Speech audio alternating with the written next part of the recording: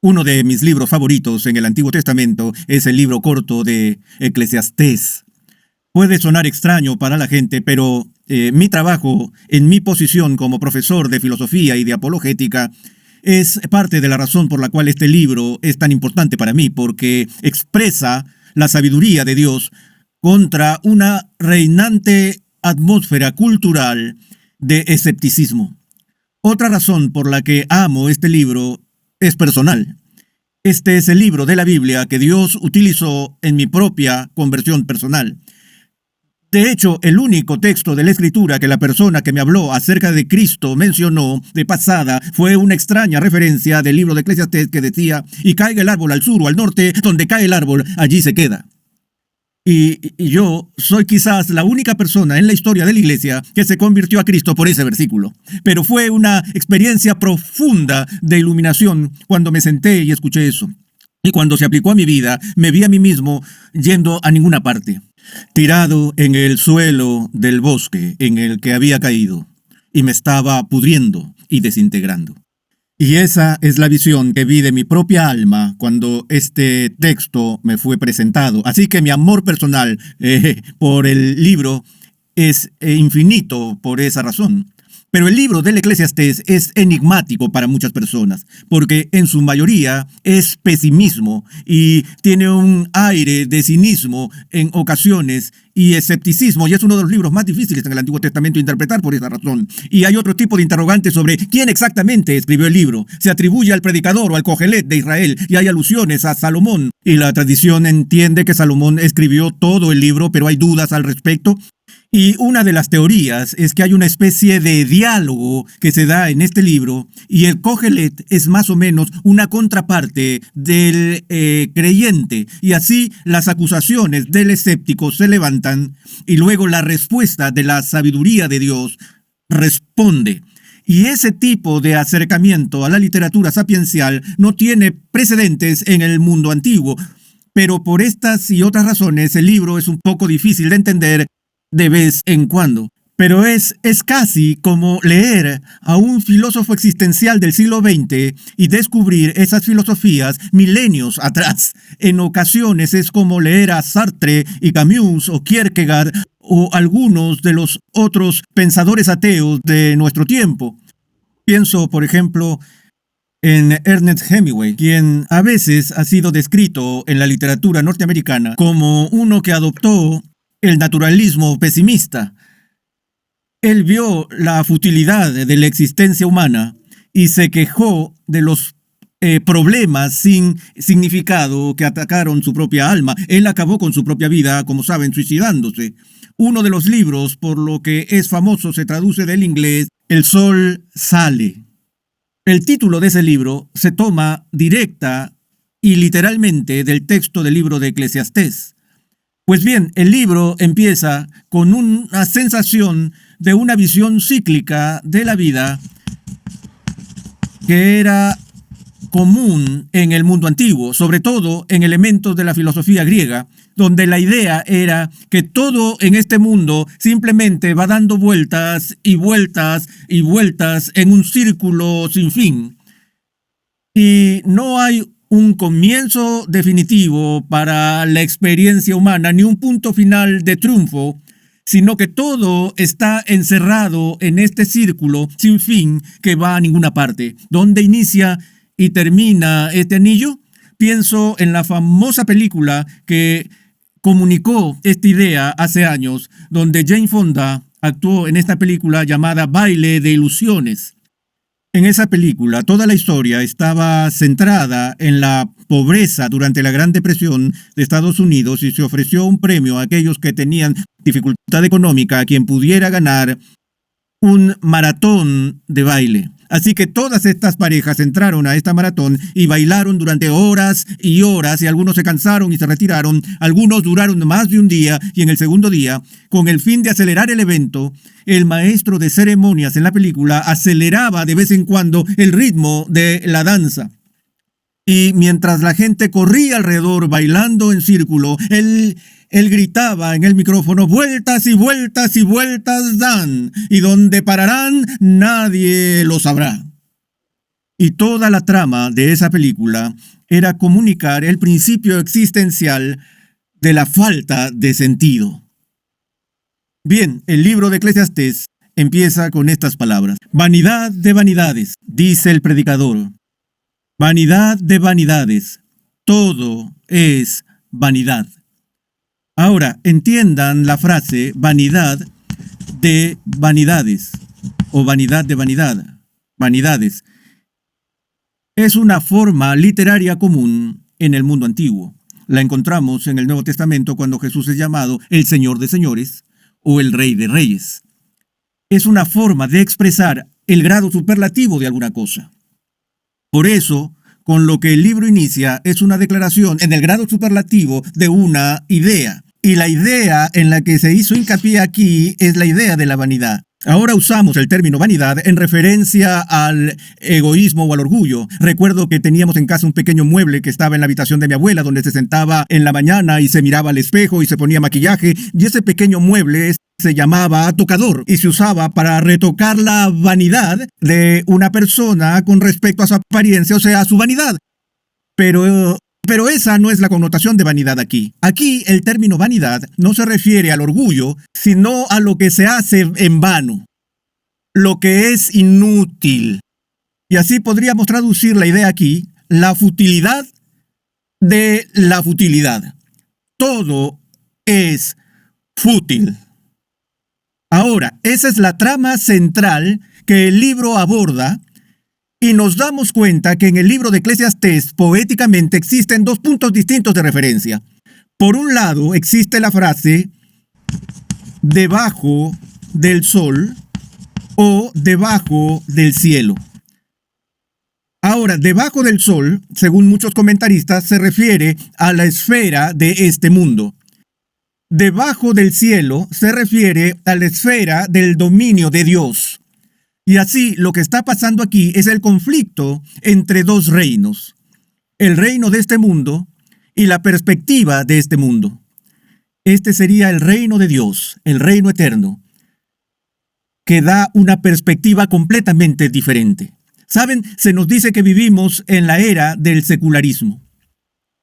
Y siempre oímos hablar del humanismo secular o secularismo humanista. Coloca ese pequeño ismo al final de la palabra secular, y cada vez que veas un ismo, estás hablando de una ideología, una filosofía, un sistema de pensamiento. La palabra seculum es una de las palabras latinas que se refiere a este mundo y difiere de la palabra mundus. Mundus en latín describe este mundo espacialmente. Seculum describe este mundo con respecto al tiempo o el temperamento. Y el motivo básico del secularismo es que vivimos en el aquí y ahora, en este seculum, en lo temporal, y estamos separados de lo eterno. El corazón del secularismo enseña que no hay eternidad, solo hay temporalidad. Y cualquier propósito que encontremos en este mundo tiene que ser descubierto en este mundo. Y el axioma es: tú solo vives una vez, luego mueres. Así que mejor hacerlo con gusto. Ese es el credo del hombre moderno. Y ese credo es tan viejo como la gente. Y lo que el autor está haciendo es explorar las implicancias de la vida en este mundo cuando es cortado de lo eterno o de lo trascendente. Por eso dice: vanidad de vanidades, todo es vanidad. ¿Qué provecho recibe el hombre de todo el trabajo con que se afana bajo el sol? ¿Ves? Él está haciendo la pregunta: ¿de qué sirve todo el dolor y esfuerzo y el trabajo de mis manos? Toda la vida es hierba. Trabajamos tan duro como podemos, pero en el análisis final perecemos. Y nuestro trabajo perece con nosotros.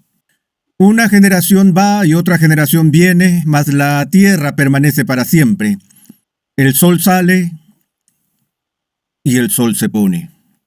A su lugar se apresura y de allí vuelve a salir, soplando hacia el sur y girando hacia el norte, girando y girando va el viento, y sobre sus giros el viento regresa. Todos los ríos van hacia el mar y el mar no se llena. Al lugar donde los ríos fluyen, allí vuelven a fluir. Todas las cosas son fatigosas, el hombre no puede expresarlas, no se sacia el ojo de ver, ni se cansa el oído de oír. Lo que fue, eso será, y lo que se hizo, eso se hará. No hay nada nuevo bajo el sol. Esta es información extremadamente pesimista. Y cada ser humano ha experimentado la amenaza de eso, del pesimismo y de la duda, que aparece cuando uno se despierta y se mira en el espejo y dice, ¿por qué estoy haciendo esto? A mi edad me encuentro con personas que son mis contemporáneos, y muchos de ellos han pasado por crisis al entrar en sus últimos años. Y ellos me miran y dicen, sí, tiene que haber algo más que esto. Y yo digo, hay mucho más que esto. Y de eso se trata este libro. Así que al inicio vemos este llanto de futilidad. Y en la medida que avanza el libro, varias cosas se examinan, las cuales la gente persigue con el fin de encontrar la felicidad, significado e importancia para sus vidas. Buscan el placer, se evalúa el hedonismo. El hedonismo es la filosofía que dice que el propósito de la vida es el de maximizar el placer y minimizar el dolor. Oímos a nuestra propia generación ser descrita como los buscadores de placer, aquellos que andan buscando de fiesta en fiesta, de droga en droga, de embriaguez en embriaguez, de entretenimiento o diversión a más diversión. El placer físico se convierte en el narcótico de elección para las personas que no tienen esperanza. El apóstol Pablo entiende eso en el Nuevo Testamento cuando escribe a los corintios, quienes estaban convencidos de que no había vida después de la muerte, o algunos que hacían esa pregunta, y Pablo les estaba contestando. Él cita uno de los axiomas de los filósofos epicúreos: comamos y bebamos, que mañana nosotros moriremos. Ahora Pablo no está diciendo a la comunidad cristiana, vamos a comer, beber y ser felices. Él introduce eso al decir, si Cristo no resucita, entonces vamos a comer, beber y ser felices, pues mañana moriremos, porque si Dios no es nuestro hogar, si estamos atados a la experiencia secular, y eso es todo lo que hay, entonces tiene sentido ser un hedonista. Comer, beber y ser feliz, pues mañana morirás. Pero siempre hay un precio, lo que los filósofos llaman la paradoja hedonista. Que si tú persigues el placer y tienes éxito en la búsqueda, estarás aburrido. Si buscas el placer y no tienes éxito en la búsqueda, estarás frustrado. Así que al final del hedonista es el aburrimiento o la frustración. Y lo que está exponiendo aquí en esta literatura sapiencial es el sinsentido del hedonismo, la locura de tratar de encontrar el significado de su existencia por el simple hecho de tener una gran fiesta. Y entonces va y dice en el capítulo 3, hay un tiempo señalado para todo. Para mí es sorprendente e inclusive increíble cómo en esta era de pesimismo, aún nuestra música popular ha sido influenciada por algo tan antiguo como el libro de Eclesiastés. Hay un tiempo para cada suceso, un tiempo para cada suceso bajo el sol. Ya ves, ahora vemos el motivo distinto que se opone a ello, el motivo de la importancia de las diversas cosas que experimentamos en este mundo. Aquí lo temporal, tiempo, le es dado propósito debajo del cielo, y no hacemos lo mismo todo el tiempo. En algunas ocasiones ciertas cosas son apropiadas, otras veces no lo son. No reímos en un funeral. Nosotros lloramos. No nos lamentamos en un nacimiento. Hay un tiempo para reír. Hay un tiempo para llorar. Hay un tiempo para plantar. Hay un tiempo para cosechar.